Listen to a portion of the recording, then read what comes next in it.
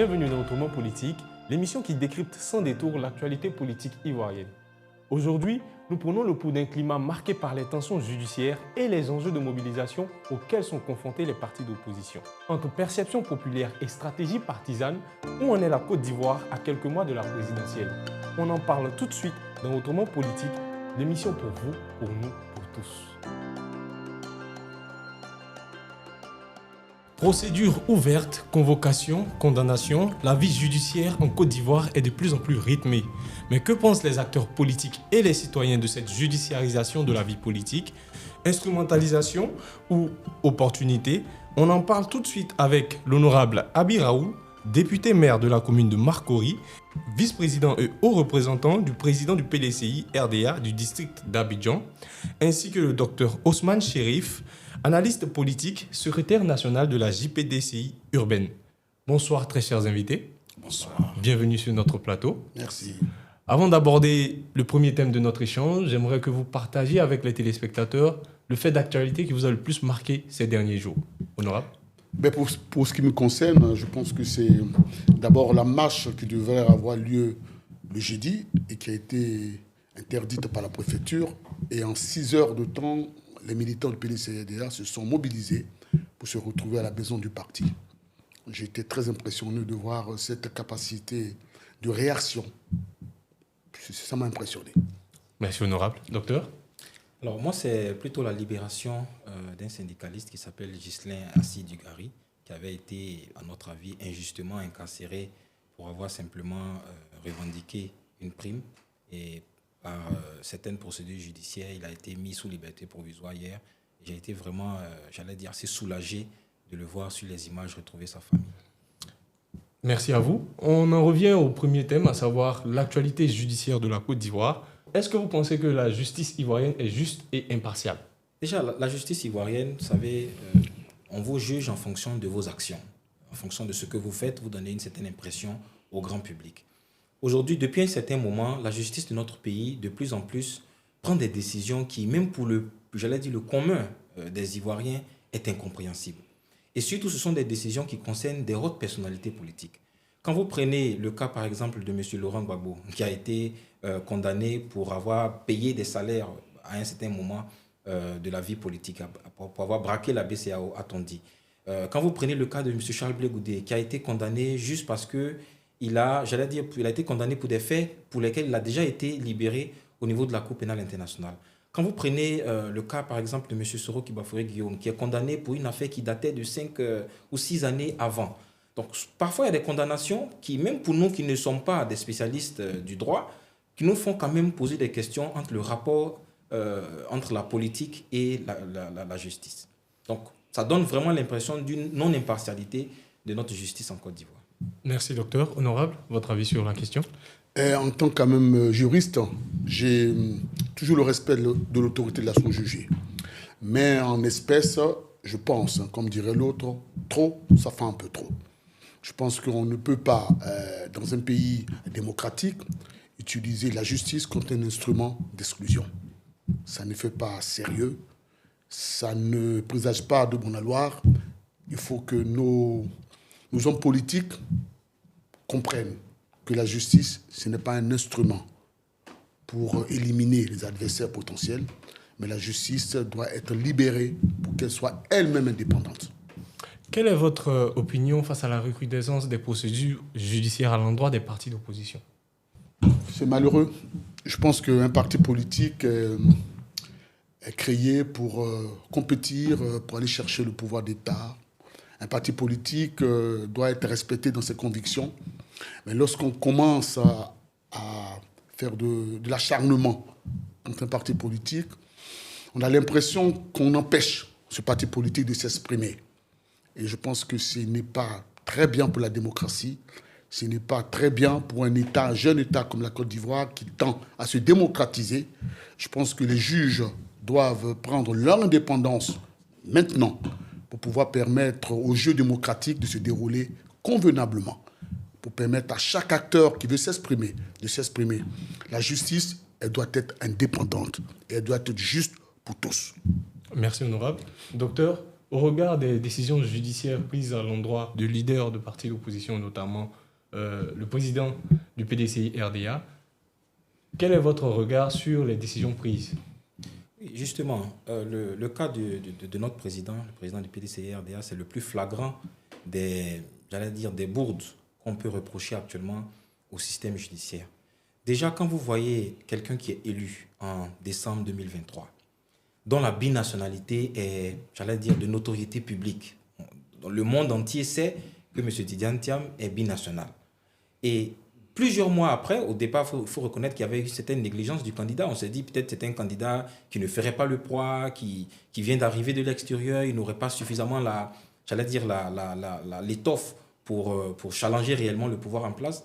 En ce moment, il n'y avait pas de problème. En décembre 2023, les mois se sont écoulés et plus la mobilisation a commencé à grandir, plus les meetings commençaient à se remplir, plus l'adhésion de la population s'est faite sur ce monsieur.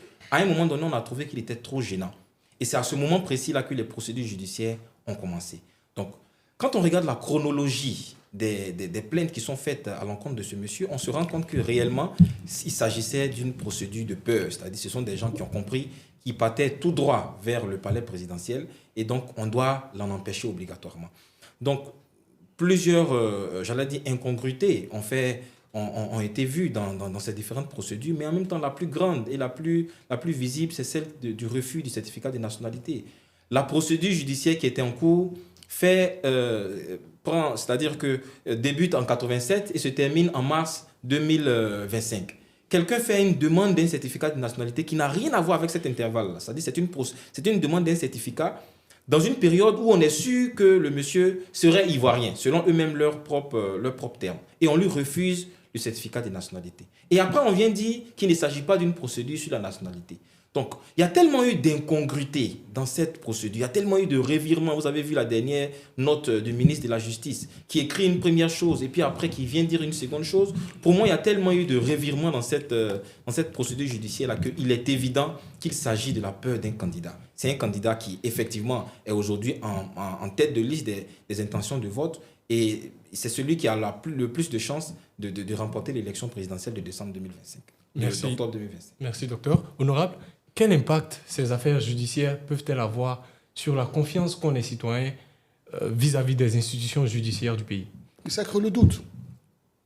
Ça crée le doute. C'est deux poids, deux mesures. Et c'est pas bien. Je pense que la justice doit rassurer les Ivoiriens.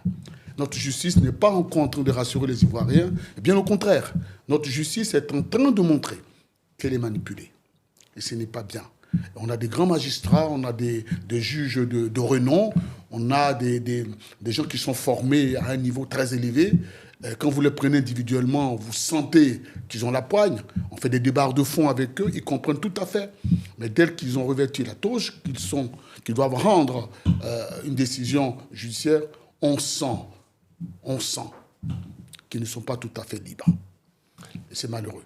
Comment faire justement pour contourner cette partialité de la justice ivoirienne et permettre aux Ivoiriens d'exprimer leurs ressentis? Mais il faut que les juges prennent leurs responsabilités et leur indépendance. Il faut qu'ils comprennent qu'ils sont un pouvoir. Nous avons le pouvoir judiciaire, le pouvoir législatif, le pouvoir exécutif. C'est un pouvoir. La justice est une institution. Et les juges doivent être les garants de l'égalité pour tous. Les juges doivent être les arbitres de l'égalité pour tous. Les juges doivent être ceux-là même qui permettent au jeu démocratique d'avoir lieu. Ils doivent être à équidistance des partis politiques. Les juges doivent transcender pour que la Côte d'Ivoire transcende. Merci, honorable. Docteur?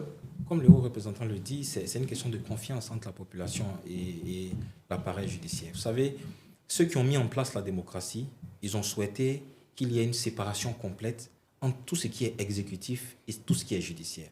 C'est pour un but bien précis. C'est parce que le judiciaire, c'est un peu comme l'arbitre. Il est celui qui vient séparer quand il y a des dissensions entre deux personnes. Donc, une fois que le judiciaire est supposé avoir pris parti pour l'exécutif, mais il n'y a plus de démocratie. La démocratie est mise à mal.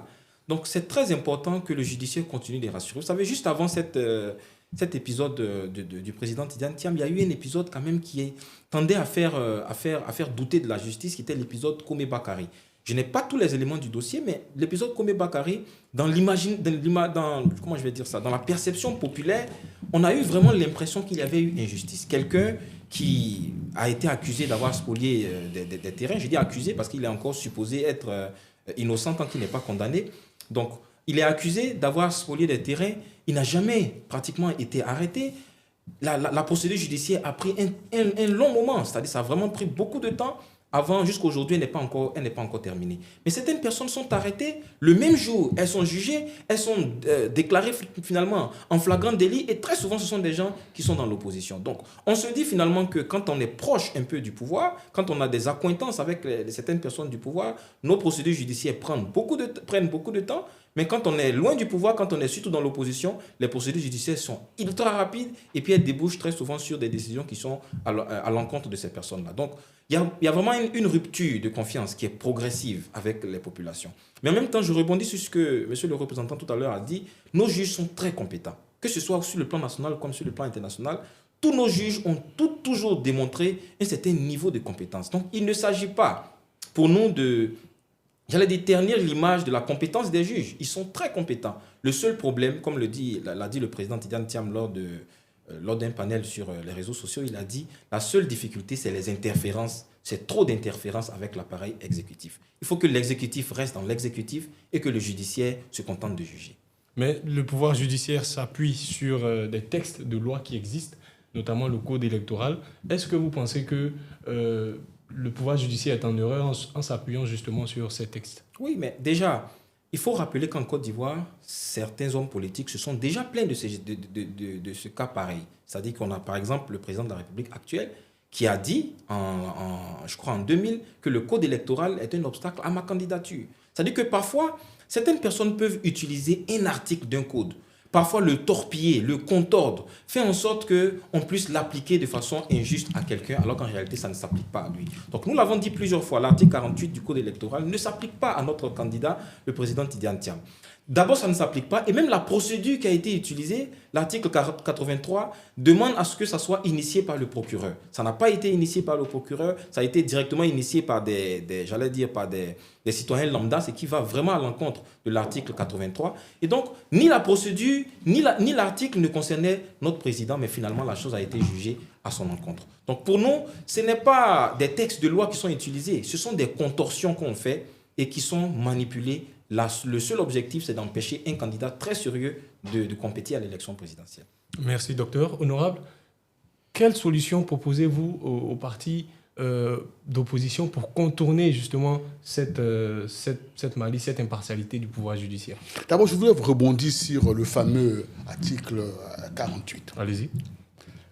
Je voudrais rappeler simplement au pouvoir qu'il faut faire très attention parfois dans l'application des lois que les pères fondateurs ont certainement mis en place, mais qui n'ont jamais véritablement fonctionné parce qu'on a vu la portée nocive de ces lois-là. L'article 48. Vous imaginez un Ivoirien qui vit en France, qui s'est naturalisé, qui a épousé une Ivoirienne, qui est devenue aussi naturalisée. Ils ne sont plus Ivoiriens. Pour moi, ce n'est pas juste. Leurs enfants qui sont nés ne sont pas Ivoiriens, alors qu'ils sont Ivoiriens d'origine. Vous prenez le cas du président Tidiane Thiam. Même si cette loi lui était applicable, imaginez ces enfants qui sont nés entre 85 et maintenant. Ces enfants-là, ils sont quoi? Ils sont Ivoiriens ou ils ne sont pas Ivoiriens? Ou ce sont des Ivoiriens entre parenthèses? C'est-à-dire le temps où il a pris la nationalité française, comme on le dit, et le temps où il a renoncé. Entre ces intervalles-là, tous ces enfants qui sont nés ne sont pas Ivoiriens. Et maintenant qu'ils redeviennent Ivoiriens, ils vont redevenir Ivoiriens. C'est du juridisme abscon, comme dirait le président Bédier. Et à un moment donné, il faut s'asseoir et puis regarder la réalité, la matérialisation, l'efficacité d'une loi. Cette loi doit être abrogée rapidement pour que la Côte d'Ivoire redevienne sur pied. On ne peut pas avoir des lois qui sont là, dans l'antichambre, et qu'on n'utilise pas parce que cette loi a été créée par qui? Par le président Faute-Boigny. L'a-t-il déjà utilisé? Non. Le président Bédier l'a-t-il déjà utilisé? Non. C'est des lois qui doivent tomber en désuétude.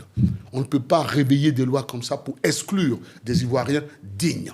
Et tout le monde sait que Cheikh Tidiane Thiam a été un Ivoirien digne, une fierté pour la Côte d'Ivoire. C'est un influenceur international. C'est quelqu'un qui peut apporter une plus-value à la Côte d'Ivoire. On ne peut pas empêcher son étoile de chlore. On ne peut pas l'empêcher d'apporter son aide à la Côte d'Ivoire. Et je sais qu'il peut nous faire avancer de manière substantielle. C'est pour ça que nous nous battons pour que ces lois obscures qui viennent empêcher des sommités de venir aider la Côte d'Ivoire, que ces lois soient complètement bannies. Parce que derrière Tidjane Thiam, il y a d'autres Ivoiriens qui ont de la compétence, qu'on va exclure parce qu'on a voulu exclure quelqu'un qui ne sont même pas concerné par cette loi. Ceci sera ma dernière question. Si cette situation demeure inchangée jusqu'à l'élection d'octobre 2025, pensez-vous que cela aura un impact sur la crédibilité du scrutin? Mais évidemment, un scrutin où le président Thiam n'est pas candidat, où le président Gbagbo n'est pas candidat, où le premier ministre Soro Guillaume n'est pas candidat, où le ministre Blé Goudé n'est pas candidat, à vaincre sans périr, on triomphe sans gloire. Docteur, votre avis? Oui, la crédibilité est fortement atteinte.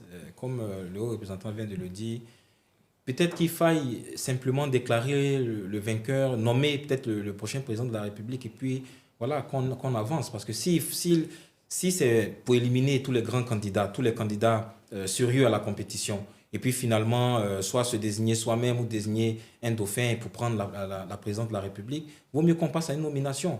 Parce que le peuple a besoin de se sentir considéré. Nous sommes 30 millions d'habitants en Côte d'Ivoire en 2025. Les 30 millions d'habitants, environ 8, presque 9 millions vont voter en octobre 2025. Ces 9 millions-là, ils ont une volonté, ils ont un choix, ils ont une vision de l'avenir de notre pays.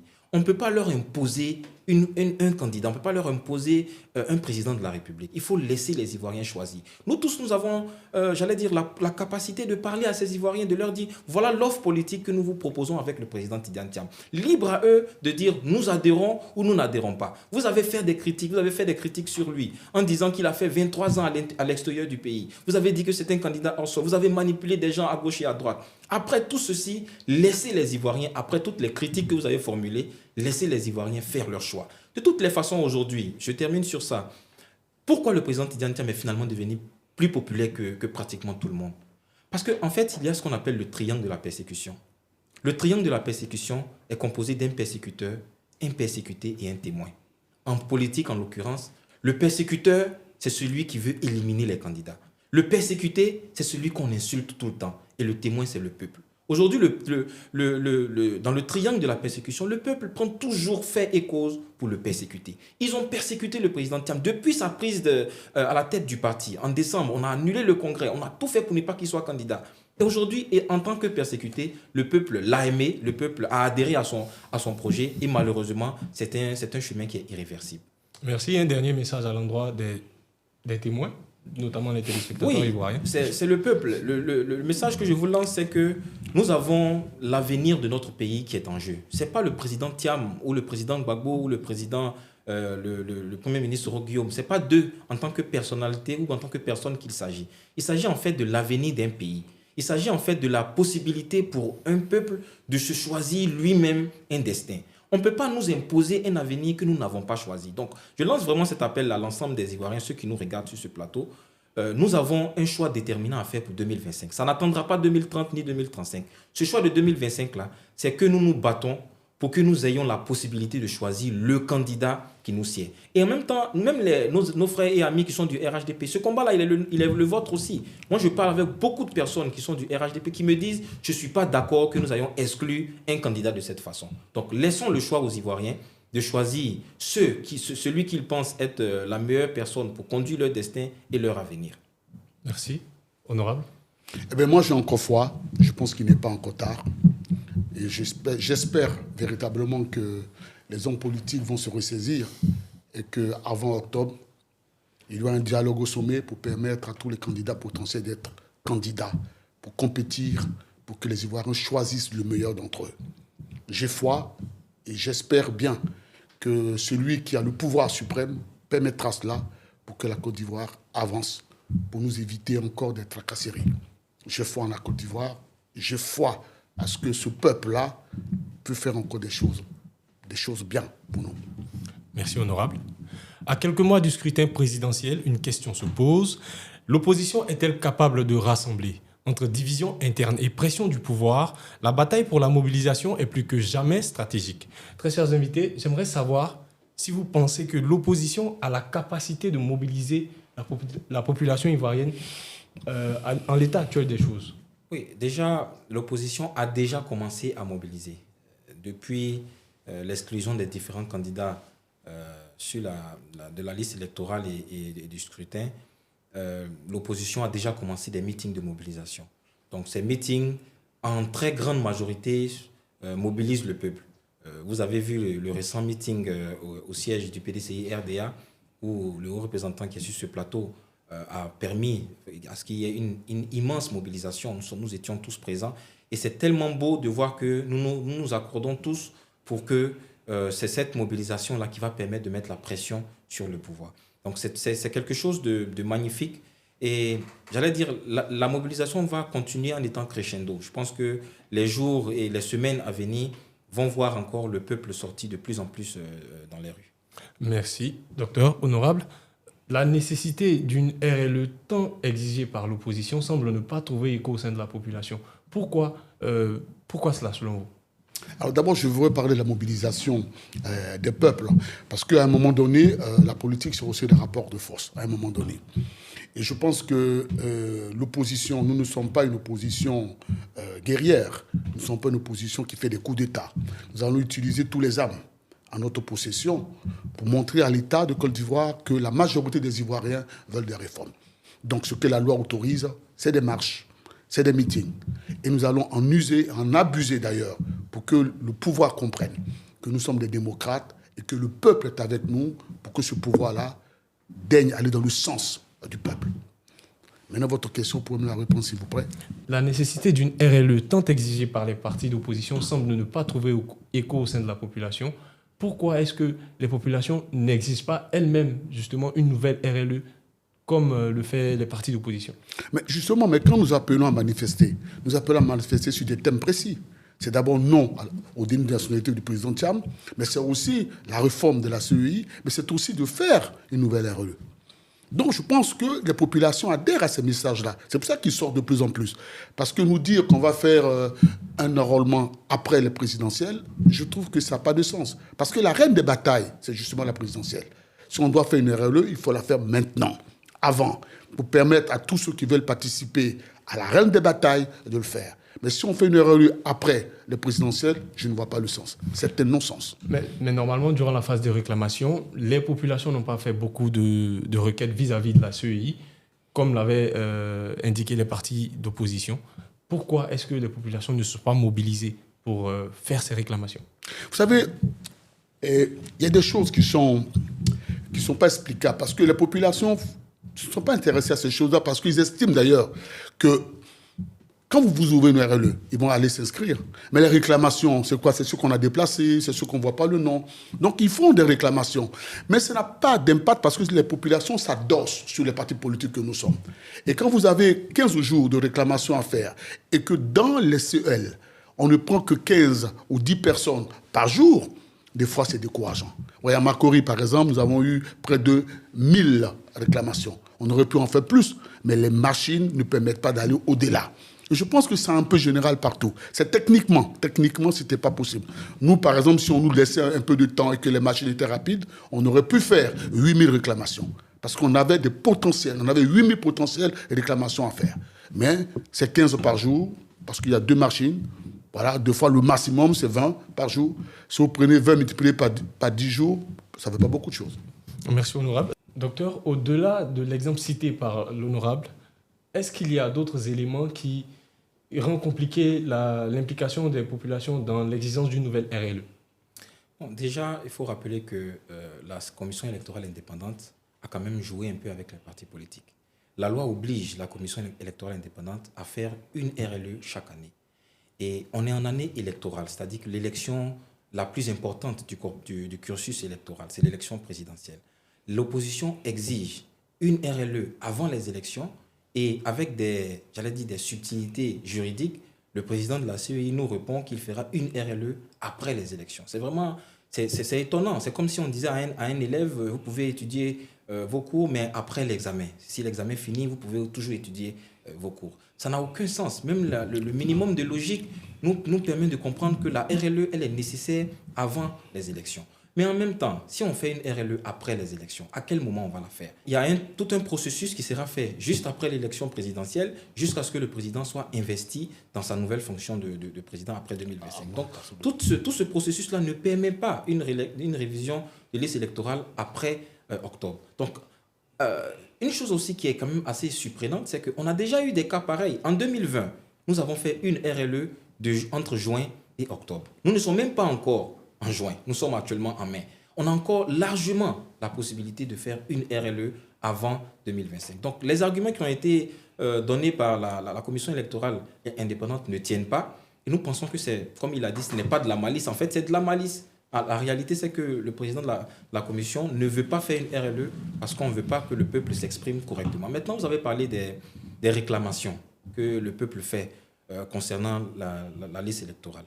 Mais rappelons quand même que la CEI a refusé un certain nombre de documents qui ont été donnés par les partis politiques. Rappelons que le FPI a fait un travail quand même qui est assez à saluer. Le vice-président Apollos Dante, il a fait un travail, pratiquement un audit de la liste électorale. Il a retrouvé qu'environ 75% des personnes présentes sur la liste électorale ne respectent pas l'article 7 du Code électoral. Donc, il a proposé certaines modifications qui n'ont pas été acceptées par la CEI. C'est-à-dire que la CEI dit que si vous voulez faire une réclamation, vous devez aller dans le bureau de vote du concerné. C'est-à-dire si vous avez 6 millions de réclamations, vous allez dans 6 millions de différents bureaux de vote pour déposer individuellement. C'est impossible. C'est impossible. Et ça a été la même chose pour certains autres partis politiques qui ont fait des réclamations groupées et qui ont donné à la CEI. La CEI les a refusées. La CEI a demandé à ce que chaque réclamation de chaque individu soit faite dans son bureau de vote.